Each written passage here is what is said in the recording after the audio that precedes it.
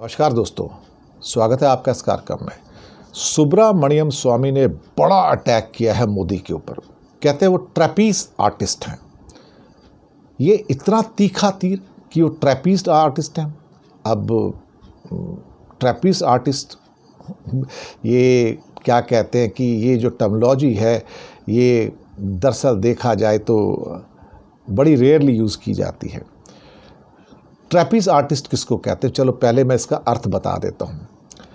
हवा में रस्सियों के सहारे जो करतब दिखाते हैं ना, जैसे पुरानी फिल्मों में, जैसे सीता गीता में आपने देखा और कई फिल्मों में कि वो रस्सियों के ऊपर चल के बांस लेके चलते हैं, देखो मैं चल सकता हूँ, करतब दिखाते हैं रस्सियों के ऊपर, उसे ट्रैपीज आर्टिस्ट कहा जाता है।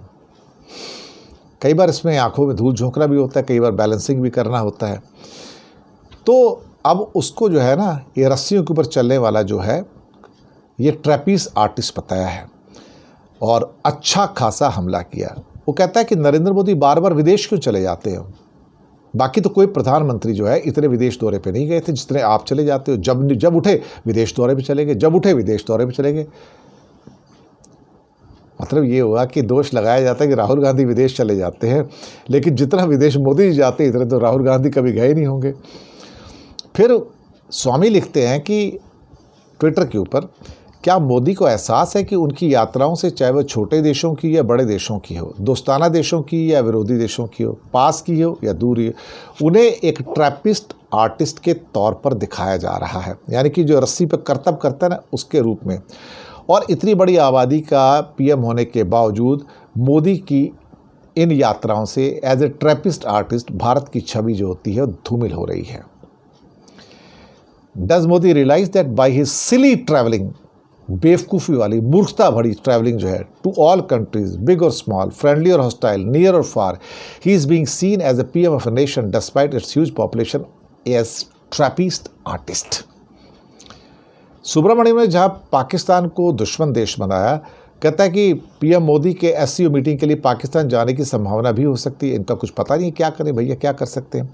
PM Modi should not go to the Pakistan, which is as of today an enemy country dominated by Punjabi Muslims who deny human rights to Baluchis, Sindhis and Pathan। और मोदी की विदेश नीति पर भी सवाल उठाए और सीधा का सीधा अटैक है कि दरअसल अब हो क्या रहा है कि मालदीव सिंड्रोम बांग्लादेश में चुपचाप फैल रहा है। मालदीव सिंड्रोम क्या है? इंडिया आउट, वो वहाँ पर फैल रहा है। और उन्होंने पोस्ट में ब्लिट्स के एक लेख का लिंक भी दिया और कहा कि 25 वर्षों के लिए शानदार मोदी विरासत, जब कई पड़ोसी देश जो है भारत को घेर लेंगे और हमारे लिए विभाजन का काम करेंगे। यानी कि Maldives syndrome continues to silently spread in the Bangladesh, the glorious Modi legacy for coming 25 years when many neighbours will surround India and work for our disintegration.